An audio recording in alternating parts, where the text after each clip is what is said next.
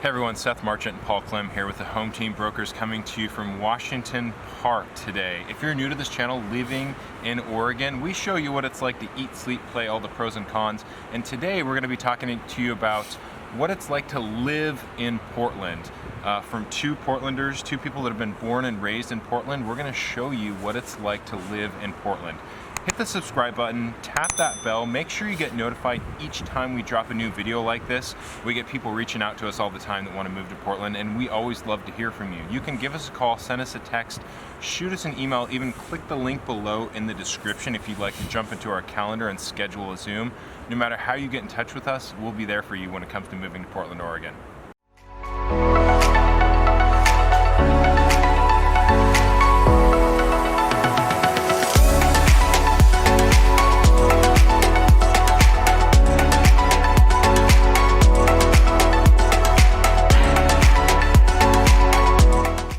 So what is it like living in Portland, Oregon? Well, if you're thinking about moving here, you've probably done a little bit of research. Maybe you've been here. Portland definitely has some stereotypes and a reputation for certain things. And, you know, Portland's changed a lot over the last 20 years, you know, in terms of the growth of housing and population to, you know, the economy and different sectors, different industries that are growing in Portland. But, you know, most of the things that make Portland and all of Oregon such a special place to live, you know, still kind of hold true. You know, that natural beauty, the ocean, the mountains, the scenery, it's green, you know, all the things that people love about Oregon, they're still here. And that's what's really drawing so many people to the area. So what is it like living in Portland? Well, it kind of depends on where you live. Yeah, right, because it's broken up into 3 different counties. Yeah, there's three primary counties, 3 main counties in the Portland area. You have Multnomah County, where Portland is. You have Clackamas County to kind of the east and southeast, and then you have Washington County to the west and southwest. And the Portland metro area is kind of set right in between, or right at the point of where these 3 counties meet. So if you live on, you know, say the west side of the Portland area, you're closer to the ocean. If you live on the east side, well, you're closer to the mountain. But I guess we can start with Portland and kind of break it out from there. Yeah, and what really divides Portland is the Willamette River. Right. So you've got a river that sort of runs through these counties, and everything on the west side of the river, you've got, like Paul said, Washington County, southwest, and then east side of the river, you've got Clackamas County, southeast. Now for Portland, Multnomah County on the west side of the river, that's where what we call downtown is. Yeah, mostly. The east side is East Portland. That's where you're going to find it's you got a little bit more of the housing and the suburbs out there. You don't have as many of the big buildings as skyscrapers on the east side. It's more kind of a budding and maybe a little bit more industrial area. Yeah, so it's not a perfect square, but if you look at a map of Portland, you'll see the Willamette River going north and south for the most part, you know, right through the city. And Portland is primarily broken out into 4 quadrants: northwest, southwest, southeast, and northeast. Although there is a 5th quadrant being North Portland, which is also, you know, a big area of Portland proper. Yeah, northwest you have the Pearl District and like Northwest 23rd, so there's a lot of condos, there is a lot of residential there. Southwest is primarily where, you know, what you would consider downtown to be. And then southeast, you know, there's kind of some really hip neighborhoods. It's really grown and developed in the last 15 or 20 years. A lot of apartments and things like that going up. And then northeast, kind of a similar story to southeast, but maybe a little more residential in terms of kind of standalone houses, you know, big craftsmen, kind of Northwest craftsmen and Portland bungalows, things like that. Yeah, I guess the only other thing to point out would be that the east side is kind of the older development. That's where you're going to find some older homes, historic homes. The west side out towards Beaverton, the Hillsboroughs, that area, that's going to be more of your newer development, you know, out towards the burbs. Yeah, Portland has, or I guess it's the state of Oregon, but it really affects Portland the most, has one of the strictest urban growth boundaries in the country. So the closer you are into the city, the older the homes are, the further out you get in any direction, the newer the construction is. And you'll find new construction anywhere, but the big new construction developments, you see more of that the further out you go. Some areas of Beaverton, but especially like in Hillsborough, way out west, Sherwood and Wilsonville to the south, like Happy Valley, Clackamas, even some of Gresham, to the east. So yeah, so that's pretty much it for the makeup of Portland. So what's it like living here? What about the weather? Depends on the time of year. Yeah. Yeah, I mean, we kind of have this reputation of, being cold, wet, and rainy, and, for the most part, that holds pretty true, for, 7 or 8 months out of the year, really. Yeah. Winters can get pretty cold, summers can get pretty hot, but overall the temperatures are pretty mild. I mean, it's January 27th, and we're sitting outside in a park. There's not a cloud in the sky. It is about 40 degrees, though. It's pretty chilly. Yeah, it's pretty cold. Yeah, but we do get a fair amount of sun in the wintertime, but we do also get those periods where it'll rain for like a week straight or a couple weeks straight. But Yeah. Other than that, the rain is pretty sporadic. It's not that bad. Living here, you really do definitely appreciate the sun more when you've had a week's worth of rain. So Yeah.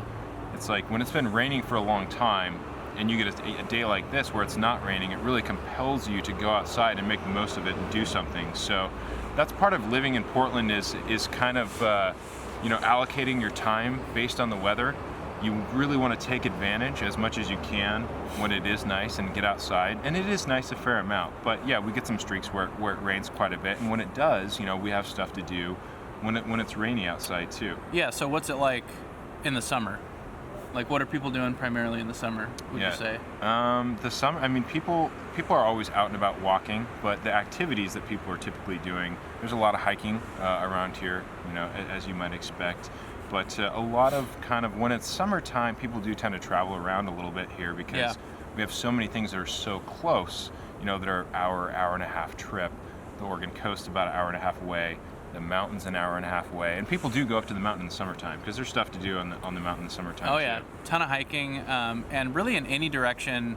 Well, mostly west or east, or you can get into like Central Oregon or Southern Oregon. But there's a ton of camping too. So you can go do a lot of overnight trips in the summer. And you can go stay in an Airbnb or whatever, depending on where you're going. But there's a ton of camping, and that gets pretty popular in the summer. There's designated camp areas that can get really crowded. You might have to make a reservation early. And then there's like logging trails and things like that, depending on where you are, where you can drive up and find some spots there that are maybe a little more secret.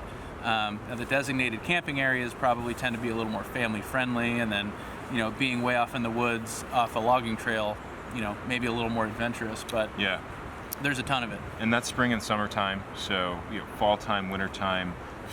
We do get some snow here and there. We've had some snow a little bit more, it feels like, over the past few years. It's a little bit different here when we get snow because we have so many hills here.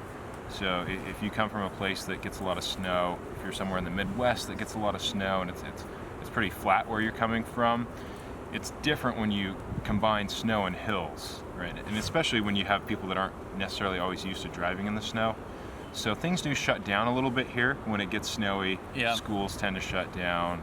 People don't go to work, that kind of stuff, just because we're not exactly equipped to handle a consistent amount of snow. And so we don't salt the roads here, for example. And so when you get snow, that sort of causes people to we have snow days, I guess, right? Everybody has a little bit of fun, stays home. Oh, totally. Yeah. And so, some years you get maybe a couple instances of 2 to 4 inches of snow, last a couple of days. Conditions like that, when it's below freezing, you can get some ice on the road, traffic can get bad, but probably like every 4 or 5 years, it seems like you'll get like nearly a foot of snow, and it'll snow for 3 days straight, and it'll stick around for a week, and that can cause a lot of disruption to schools and work and businesses and things like that, which depending on your involvement in those things, can be pretty frustrating. But I think for most people, those snow days, especially when it's like that, people tend to really like it. You'll go to any park in the Portland area when there's a ton of snow on the ground, and I mean, you got kids sledding and igloos and snowball fights, and it's usually a pretty good time. We appreciate the snow here for sure. So Yeah. that is one thing that living in Portland, you kind of have to account for. Is like, okay, does my commute to work have a lot of hills? Probably does, because there's a lot of hills around here. So, when you have a snow day, unless you have a car that's equipped really well to go in the snow, chains or studs or whatever that may be, you probably won't be making it to work, because driving through snow and ice down and up and around hills is a lot different than driving through snow just on flat ground. I showed somebody a house last weekend over in Lake Oswego, and it was in this development, and there was a private drive in the development that was like 35-degree angle, really steep, and this house was at the top of the hill, maybe 400 or 500 feet up at the top of this private drive. And something we talked about when we were there was, this is cool being up here, but days when there's ice on the ground, or times like that when it gets snowy, this Probably staying yeah home. this would be a nightmare. Yeah. I live up on a hill, so and Right. There's not really any way to get around it. You got to go down that hill one way or another if you want to go somewhere. So with the weather here, we get a little bit of snow in the wintertime. We do get a fair amount of sun, and people take advantage of that sun. And when it does rain, we do have things that we do. People do still go outside, walk their dogs, go for runs in the rain, because the rain isn't terrible. It's usually not pouring down rain. It's usually like a light type of rain. And then we have other activities too, other indoor activities that people do. Gyms and other places where you can go when it's rainy out and you just don't want to be outside. Oh yeah, absolutely. And I guess to cap off, talking about the weather, what we haven't really touched on is the fall and the spring. Fall can stay pretty warm through October. Yeah. So I guess you'd call that an Indian summer. Yeah. But probably mid-October, late October into November, like the leaves start changing, and it gets really pretty. Now, depending on how many deciduous trees you have in your yard, that could you're spending a lot of weekends raking leaves, but overall, that whole the season's changing and really getting the full effect of that. I mean, that's a real thing, and that's definitely one of the things that draw people to the area, especially if they're coming from a climate that is just sunny, 24/7, 365. Yeah. And then the spring, everything's dead in the winter. It's pretty gray and gloomy, for the most part, like we talked about. But come March, flowers start blooming, the trees start growing their leaves back, everything starts to get green again.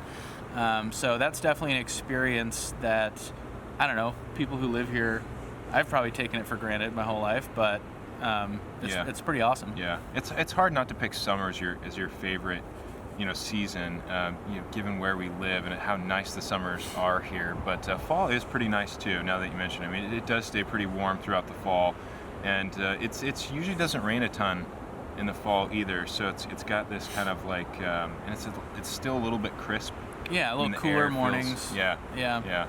So we've got the seasons, and the weather is really not as bad as people say. And living in Portland, we find ways to kind of work around those rainy days, and there still is stuff to do. And again, when you do get that long string of rainy days, when you get a sunny day, I think you do probably appreciate it a lot more than somebody that probably lives in California or in Arizona that just sees the sun like almost every single day. Totally.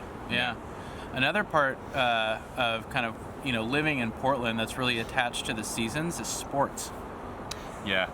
Yes, sports actually, we feel like we kind of get, and this might just be us feeling this way, but we sort of feel like we get overlooked here being in the Pacific Northwest.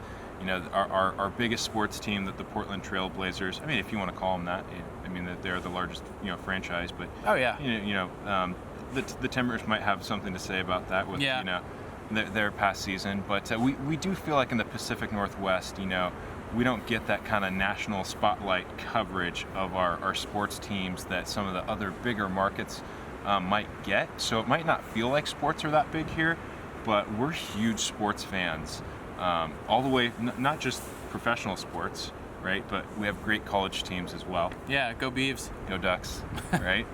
And then we have great high school sports as well, too. Yeah. I don't know about you, but growing up for me, high school sports were something that a lot of people participated in, whether it's you played sports or you just went to sporting events, and it always felt like our school had really good team spirit. I was in the Three Rivers League. You were in the Portland Interscholastic League? Yeah. The PIL? Yep.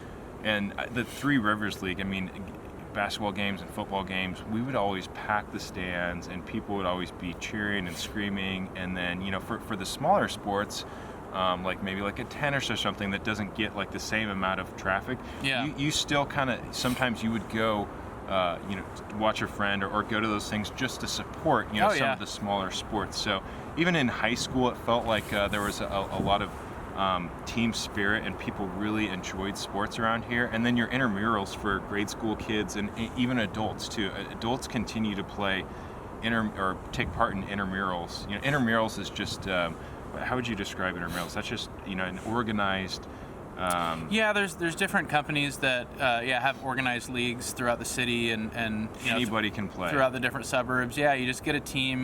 There's a lot of like work teams or just groups of friends. Whether it's basketball, families, or softball, or I mean, I did softball for about 5 years. Actually, won a championship. So did you? Yeah, maybe we'll be back out there someday. But I think from youth sports all the way up to high school, to the collegiate sports more as fans, and then the professional sports we have here. Sports is definitely a big part of the culture in the Portland area, I'd say, and definitely we have a reputation of being, very kind of passionate, loyal fans, whether that be going to support, a family member or your kid. Or a friend, playing with their softball team. All the way up to going down to Eugene for a Duck game or going to Corvallis for a Beaver game. Even in here in Portland, there's University of Portland and Portland State University. Go catch a basketball game. Yeah, they've got great sports as well, and you'll notice too when you go to a Blazer game or a Timbers game, it's usually sold out. It's usually packed. Oh yeah. And even like, a Winterhawks game. I don't know if I've ever been to a Winterhawks game where it was packed, but I went to one last weekend. Oh, did you? Yeah. I haven't been to one in a while, and I'm not a big hockey person. Yeah, me neither. I don't think there is a ton of big hockey people around here, but it's fun going to a Winterhawks game. I've been to a handful of games, say in the last 5 to 10 years, and they get pretty rowdy, and it gets crowded. I mean, it's exciting. It's probably a completely different fan base than maybe at a Portland Trailblazer game. Maybe not. I don't know, but at least the people who show up to those games are hooting and hollering, and they get into it, and it's fun because it's not always sold out. You usually get a pretty good seat too, and get a pretty good view. Yeah, and as long as the Blazers aren't playing, you can get a parking spot too, which is nice. Right. Yeah, it's a little packed if both teams are playing at once on the same night. Yeah. So I think we've got some great sports here. So if you like sports, this is definitely a sports place. I feel like. Absolutely. Yeah. And how about food, beer, wine, restaurants, the foodie scene? Yeah, I mean, Portland I think is, nationally or even maybe world renowned for kind of its culinary scene. So I think being in a foodie town. Now, I don't want that to like sound like because there's that stigma of being a foodie place, like there's like something like pretentious, like you need to know about food or you need to be a foodie person. What it simply means is we have a lot of really great food around here, a lot of really great craft beers, a lot of great wine. And again, if you're not really into craft beers or even wine, it's something that as a Portlander you might try and might find out that you like, and it's something that you might not be able to really experience anywhere else. So with the food scene, you might try some new food. I tried with you Mediterranean food for the first time when you took me to your buddy's place. Yeah. And it was great. Riyadh's. Yeah. Yeah, over on Hawthorne. Yeah, exactly. Yeah. So I think being in a foodie place, a foodie town, and most of the good food is kind of in like Portland proper. So yeah.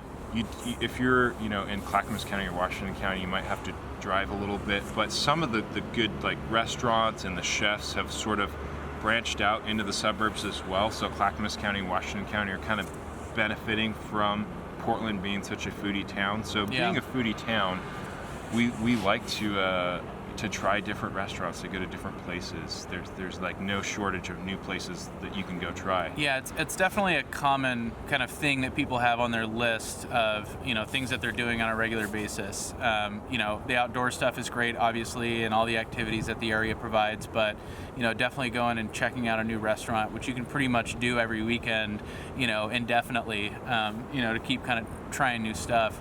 I think one of the more interesting dynamics, and because of that urban growth boundary that we were talking about, is there really is like a big farm to table kind of close relationship with like rural and urban that finds its way into the Portland food scene.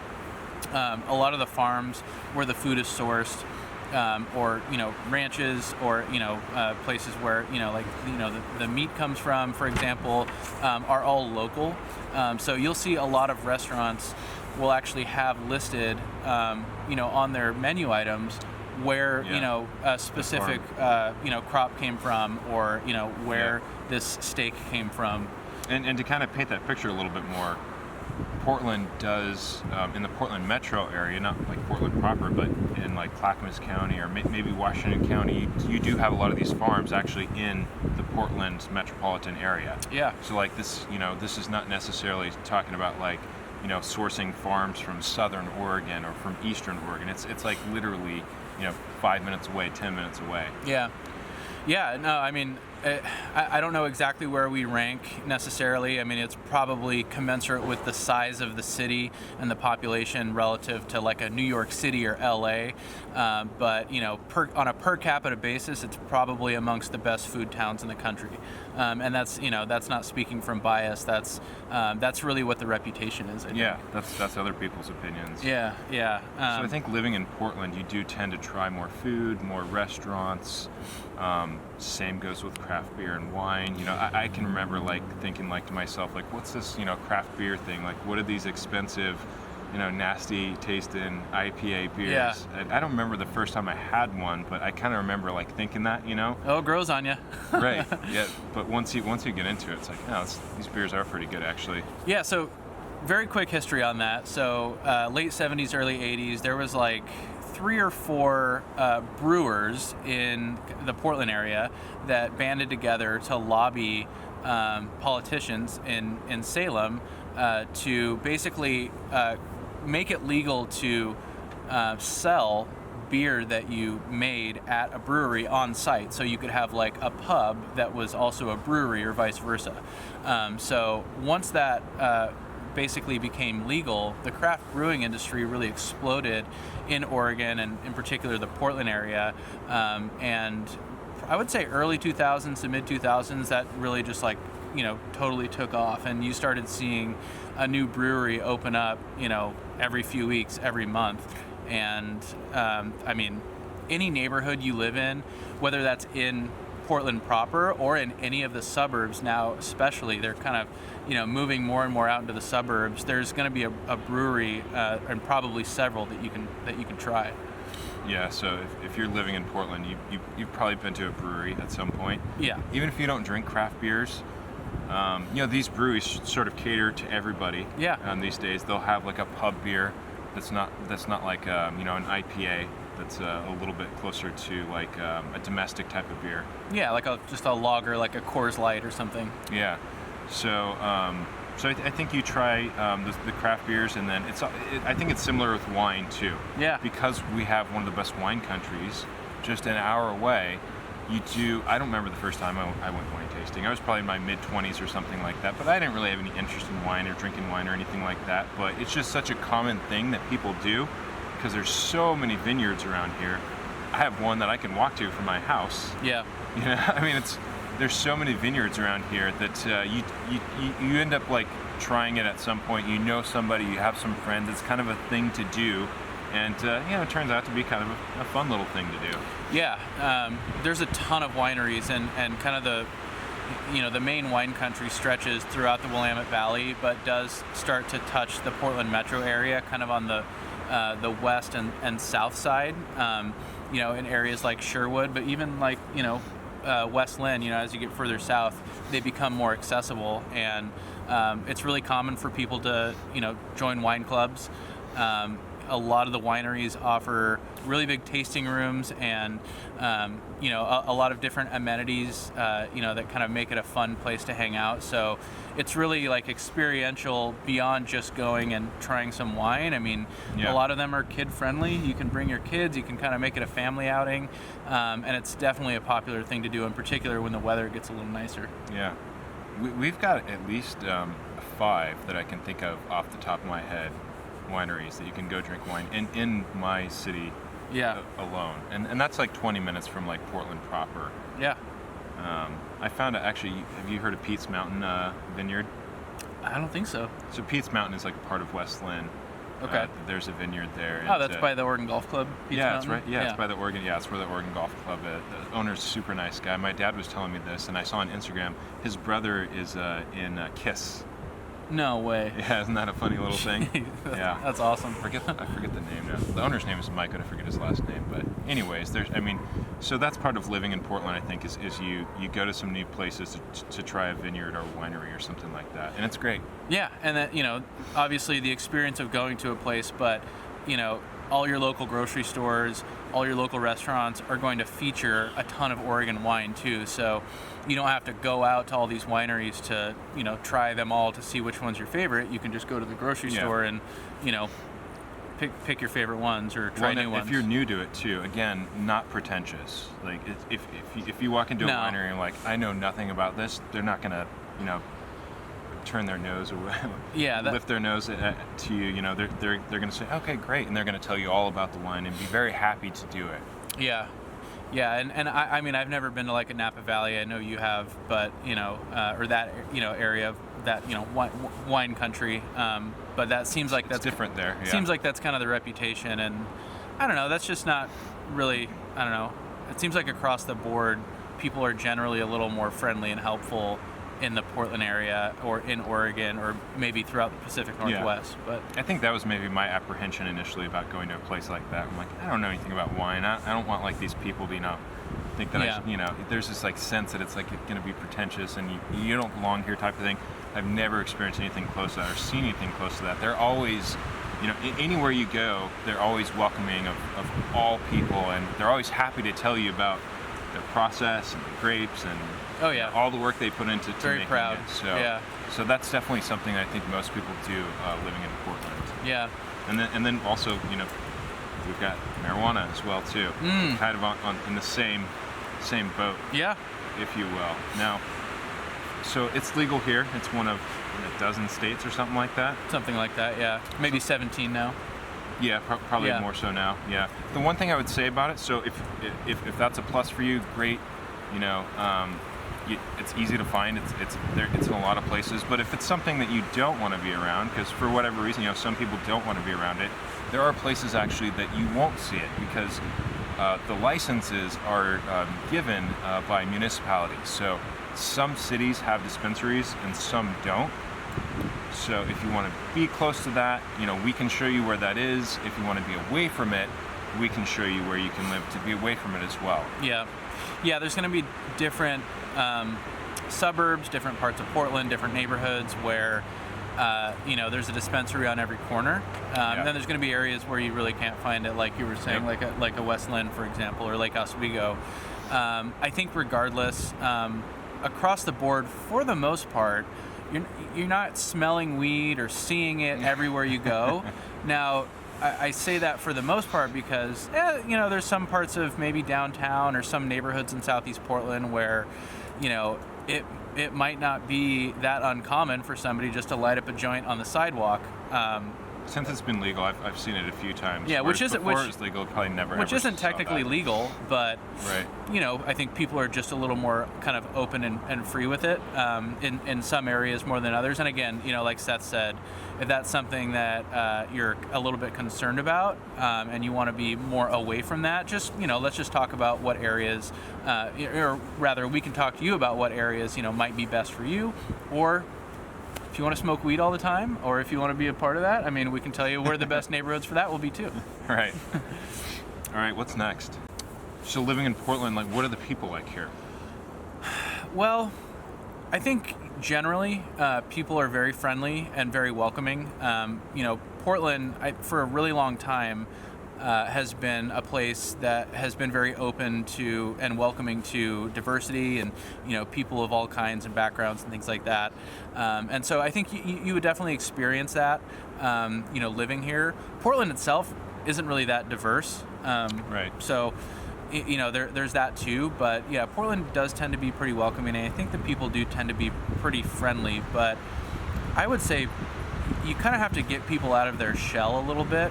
And obviously this is a big generality, but like up in Seattle, for example, which is pretty similar to Portland in terms of culture, there's something called the Seattle Freeze, where, again, if you approach somebody, like they're not gonna immediately just be your best friend necessarily, like in some places that have more of a friendly stereotype, like the Midwest or something like that.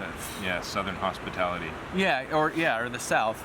So I think again, people generally are very friendly. Now, if you're living in Portland, where there might not be as much of a community tie, a lot more transplants and people kind of more transient, people coming and going. You might not get as much kind of neighborly experiences compared to like some of the suburbs. Yeah, and that just that might be a preference for some people. I had a customer tell me recently, like I'm not a super big people person, so I don't really want to live in a neighborhood where everybody's like trying to talk to each other, and I'm just a little bit more.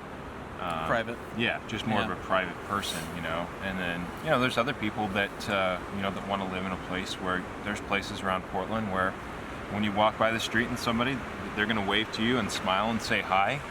And if you don't do the same, you're probably, a weird person, So you can probably find places where, people are super friendly, super upbeat, and then also places where people are a little bit more reserved, a little bit more private.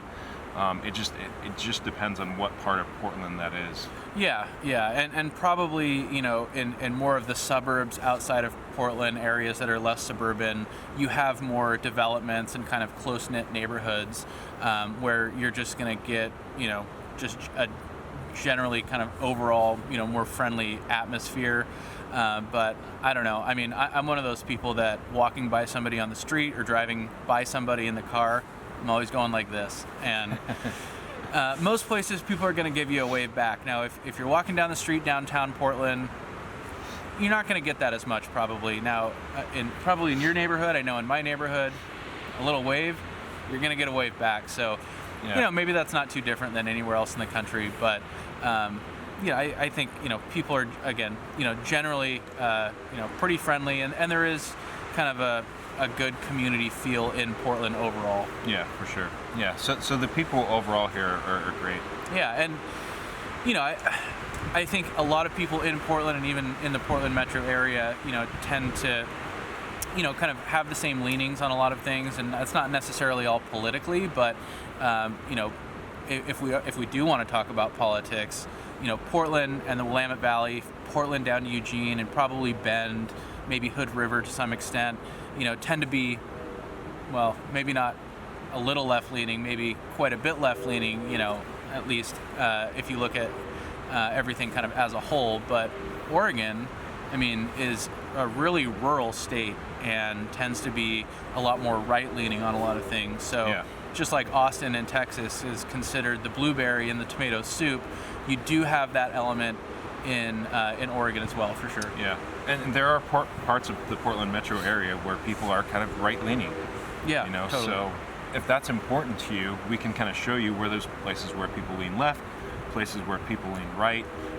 I think all in all, if you're not a political person, if you don't pay attention to it too much, especially before the protests and George Floyd and everything, you probably wouldn't even be aware of the politics of your town or your city, especially if you're outside of downtown Portland. I mean, you could live in a particular city and just be blissfully unaware of which direction, people lean. So, again, if you lean one way, left, we can show you maybe where some of those spots where people lean left. If you lean right, we can show you those spots too. And if you maybe just don't want to hear or care about politics, we can also show you those spots too. Yeah. I think that's a lot of Portland where you really just, you won't even notice, you wouldn't know unless somebody told you if this place leans left or right. Yeah, I think the metro area overall probably tends to be a little more in the middle of things, than the reputation of Portland itself, would kind of suggest. But I don't know. Either way, we don't want to steer you in one direction or the other. But we can look at public data, and kind of talk about your lifestyle, your personality, and what might be a good fit for you. But Portland itself does have kind of a long history of things like protests. The occasional riot smattered in there. Yeah. But a lot of that's died down from maybe what you've seen in the news more recently. And I think people around here just generally care a little bit more about kind of their beliefs and kind of the causes and things that they support. I think Portland and the suburbs as well, maybe more than other cities around the country, is definitely the type of place where people put signs in their yard. Supporting this, supporting that, whatever it is. You see a lot of yard signs. So I think people are just really passionate about kind of their beliefs and things that they support, like I said. And, that's just kind of an element of living here that, is definitely, you would have exposure to, but doesn't really affect things in your personal day-to-day life. So it's sort of similar to the politics. If there are certain things that you want to be away from, there's plenty of places that you can go. I mean, the Portland metro area, the Tri-County area is pretty sprawling. I mean, you can definitely, be, cut off from certain things if you want to. Yeah, absolutely. All right, so what else about living in Portland? I mean, we kind of touched on it with the weather, but what about outdoors? Oh, let's talk about the outdoors. Yeah, I mean, it's definitely part of the culture and part of the lifestyle here. You may not be into hiking, you may not be a snowboarder or like to go skiing, but you're probably going to get to the coast or get to the mountain or probably go walk along some trails, several times throughout the course of a year. Yeah. Growing up, my family, we would go camping maybe like once a year, maybe occasionally go hiking, but I didn't first go hiking myself until I was like mid-20s. Yeah, and you've summited a mountain. I have climbed a few mountains as well, yeah, and that's, I never really had any ambition to climb a mountain, growing up. It's kind of living in Portland, you take advantage of the things that are around us. I know there's plenty of people that have never seen an ocean, they've never seen a mountain, they've never seen snow.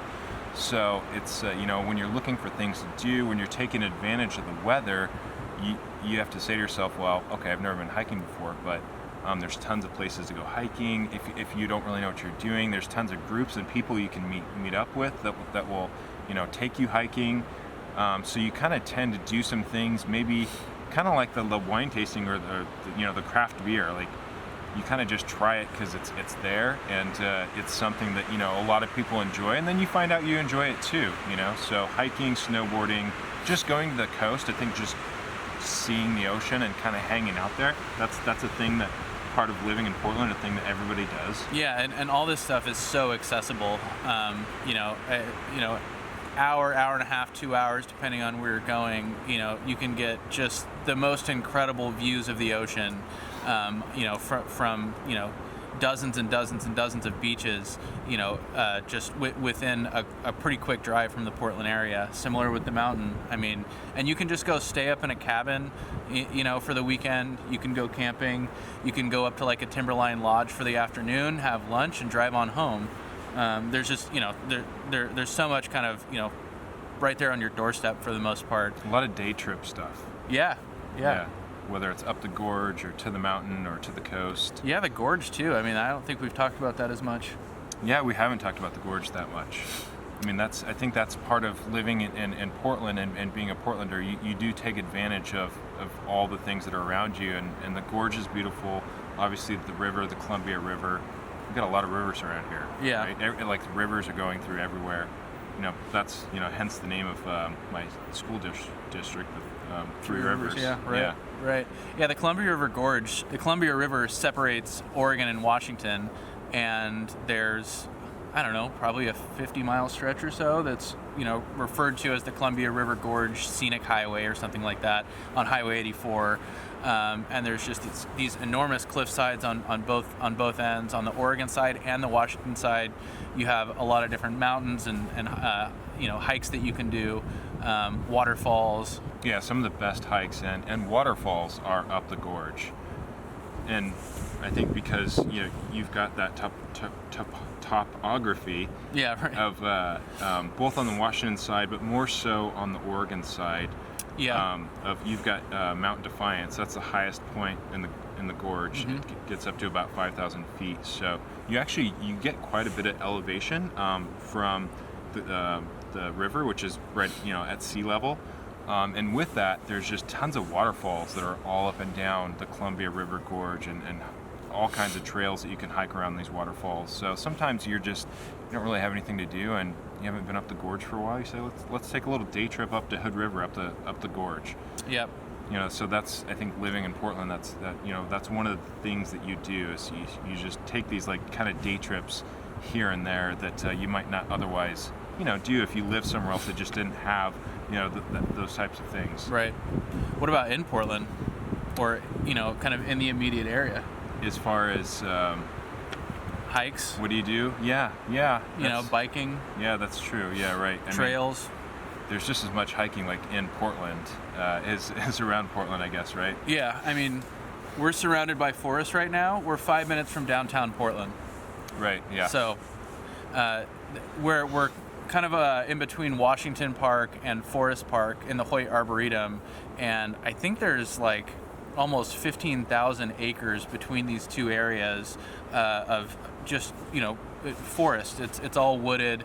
The only thing that's really developed are the hiking trails, and so I don't think there's another city in the country that has this size of a park where you get a few miles off on a trail, you feel like you could be out in the middle of nowhere, and again you're just 5 minutes, a couple miles from downtown Portland. Yeah, I have a treadmill at home, but sometimes I tell myself, I'm like, God, it's just such a nice day out, and there's so many trails. I'm just gonna go somewhere. I'm gonna go run outside. Yeah. Instead of running at home on the treadmill.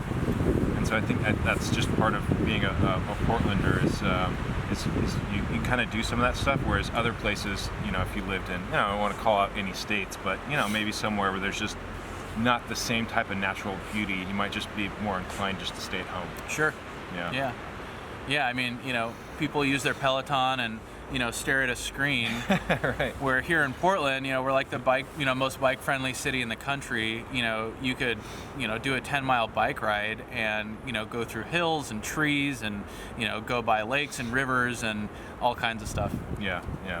So living in Portland, all the things to do, you kind of get out a little bit more and maybe try some stuff that you might not otherwise do. Yeah, we've talked about activities primarily being outdoor, although sports are kind of indoor and outdoor, and we've talked about most everything that people typically consume. Yeah. So between those two things, I mean, there's definitely a lot to do. Yeah. Speaking of things that people do being around here, I have a family member that recently got married towards the top, not on the summit, but towards the top of Mount Hood. Right. And at Silcock's Hut, you have to take a chairlift or a snowcat to get up there.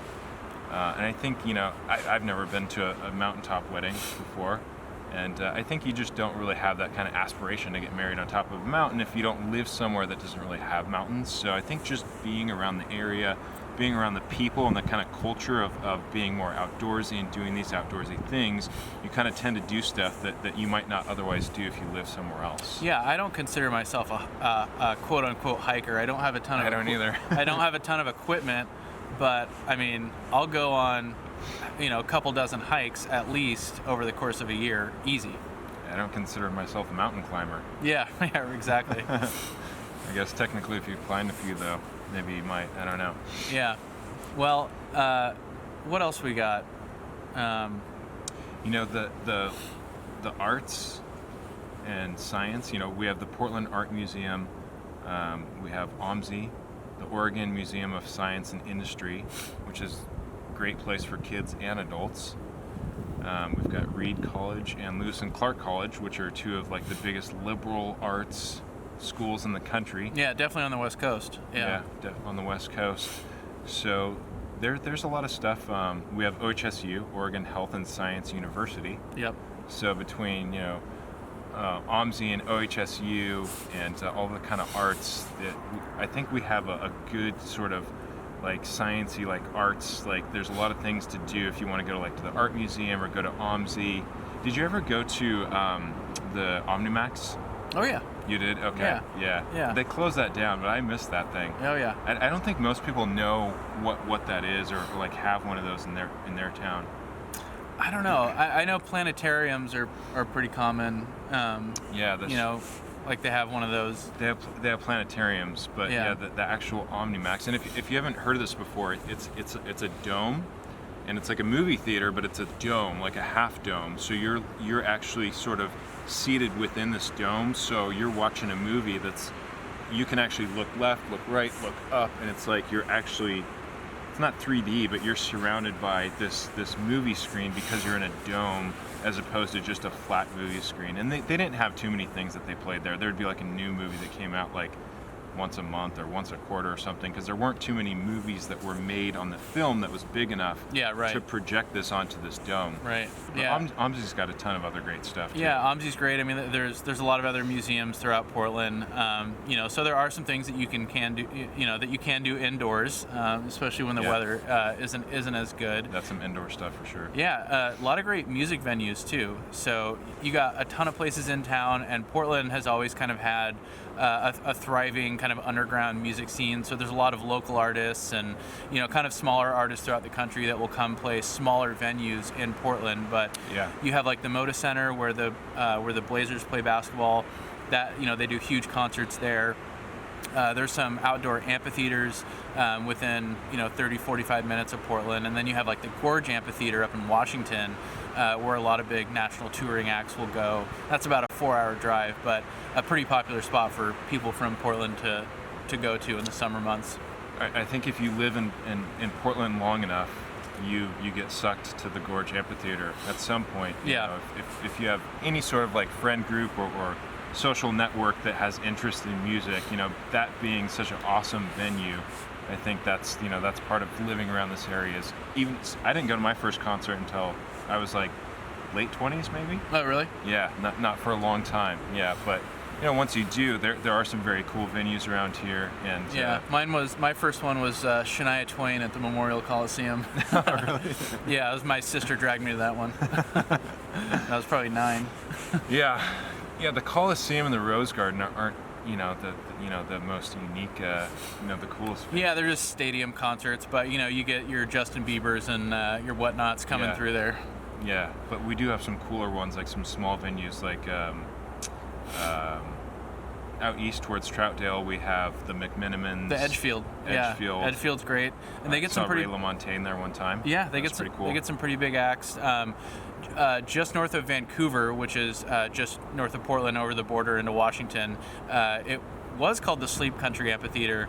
It just changed this year. I don't even know what it's called right now, but they get pretty big national acts that tour in the summer and do the amphitheaters. So that's a pretty big spot. And then there's a lot of 300, 400, 500 capacity venues just in the city. Where you'll get all kinds of music. So Schnitzer Hall. Yeah, the Schnitz. Yeah, that's you'll get like orchestras and stuff coming through. That's more of a sit-down place. Yeah. They'll do plays. I saw Jack Johnson there once. Yeah, sure. Yeah, they'll do plays there and stuff like that. Keller Auditorium, they'll do plays. That's where Hamilton came. Oh. Yeah. Okay. Went and saw that. So, yeah, kind of the arts, the sciences, just kind of the culture when it comes to a lot of different things that you can get out and do and see and experience. It definitely isn't limited to getting out and hiking or going up to the mountain or stuff like that. Yeah, we do have some cool venues.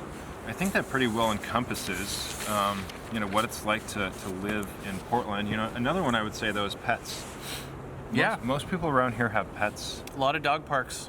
Yeah. I mean, a lot of parks in general, which I don't know if we touched on. I mean, no matter where you live, what neighborhood, what suburb, what area of Portland, there's going to be probably several parks that you would have access to, and a lot of them have dog parks. Yeah, dog parks, and a lot of dog-friendly places too, like dog-friendly restaurants. If it's outdoor seating, you can take your dog, and they'll have water bowls for dogs and stuff like that too. So there's a a culture of pets around here. There's a dog walking right behind us. There we go. Just in time. Serendipitous. All right. So the pets, yeah. Other than that, you kind of see some random animals too. I mean, I've seen. This is in the Portland metro area. I've seen camels. Oh yeah. I've seen African buffalo. There's that Christmas tree farm that has the camel. Is that where you went? Oh, yes. There's a farm. It's down in Wilsonville. Frog Pond Farm. Yeah, has a camel. Yeah. There's a neighbor I used to live by that actually had a camel on their property. Had a couple actually. So you kind of see some random animals. Like Kevin Duckworth used to live nearby, and he had a lot. Former trailblazer had a lot of antelope on his property.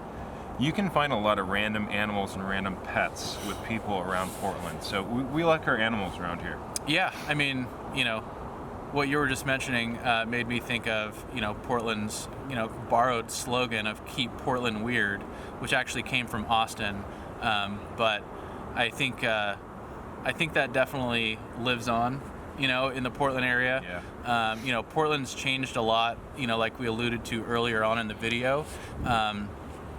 Just kind of the speed at which it's developed over the past 15, 20 years, the industries and businesses that have come here or started here, it has, maybe a little more of kind of a white collar culture than it, traditionally did.